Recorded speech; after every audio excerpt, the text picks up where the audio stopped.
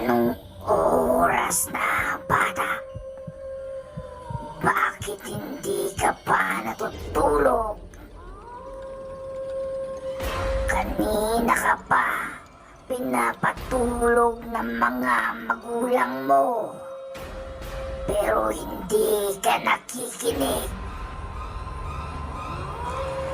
Galit ako sa mga batang ganyan.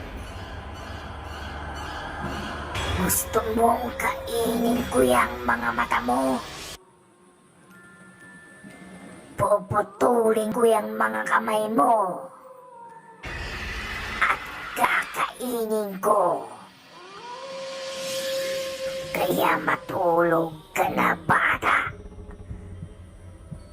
At huwag ng pasaway. Makinig ka sa mga magulang mo.